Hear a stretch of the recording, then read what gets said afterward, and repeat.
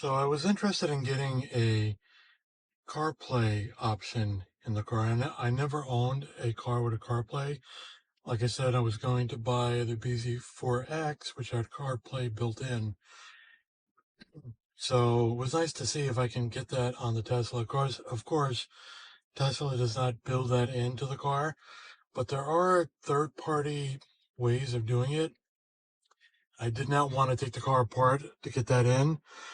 So I opted for an item I found online on Amazon, and it says to be able to do it all wirelessly. So I said, let me give it a try.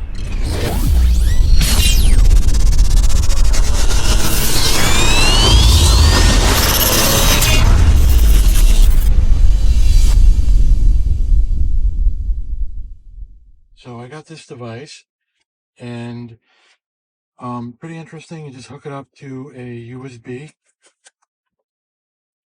using a USB-C, and let's go see how it's going to work. So hooking it up, I'm going to first tell Tesla to open up the glove box. Open glove box. And I have a device in here to give me more ports. Here's the one that comes with Tesla. So let's start plugging this in and see how it actually works. Okay, so the magic, it's now plugged in. All the lights are working on it.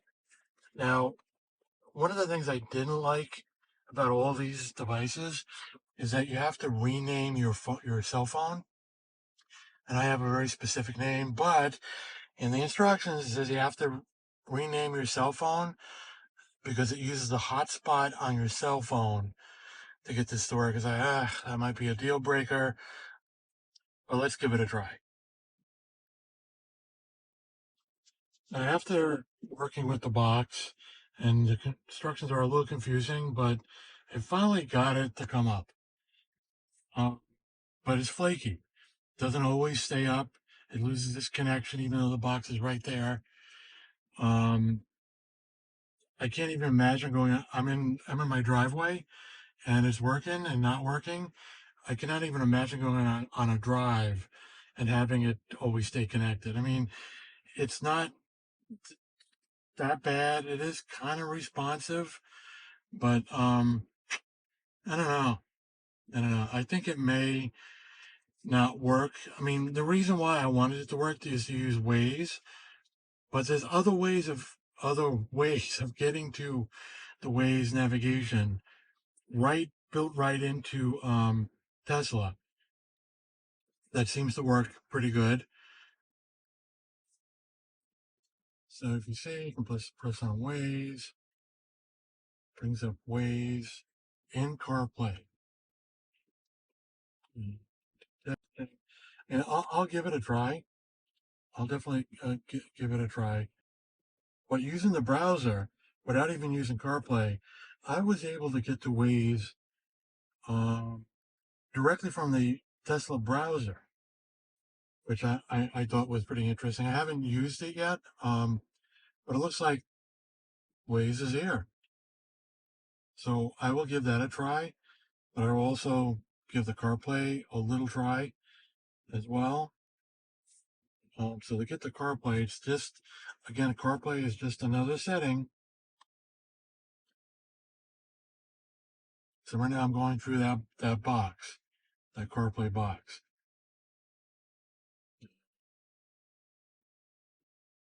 So I'm going to leave it plugged in. I'll give you a report. Setting it up wasn't too hard, but it doesn't always stay connected. And sometimes it was laggy.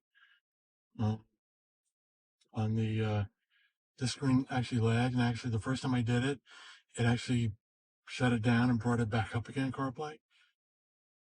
All right, so I had this going for a little bit during the day, and just doesn't work very well. Um, so I am going to be sending it back. I'll give you some ideas of what happened to it. So when I was connected to it, I was driving using Waze through the CarPlay app, and eventually it lost connection like I thought it would.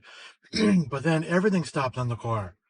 I mean, I couldn't play music anymore. I couldn't even take some of the audio commands to open the glove box or anything. So this interfered with some basic functionality of the car. As I can't have this. So I'm going to be returning this. I think all the devices are pretty much the same and how they work. To your phone, and then the phone talks to this device, and like I said, that and changing your phone name to a specific name, it just doesn't seem to work for me. And it's so I'm gonna be bringing it back and use the one that came with the car, and I probably will pay the extra $10 a month to Tesla to keep the built-in Wi-Fi going, but we'll see. If that expires, I want to try using my phone to go out, to make the Wi-Fi work in the car, but we'll see. But definitely this box, I'm not going to be a fan of it. So that's it, and I'll talk to you later.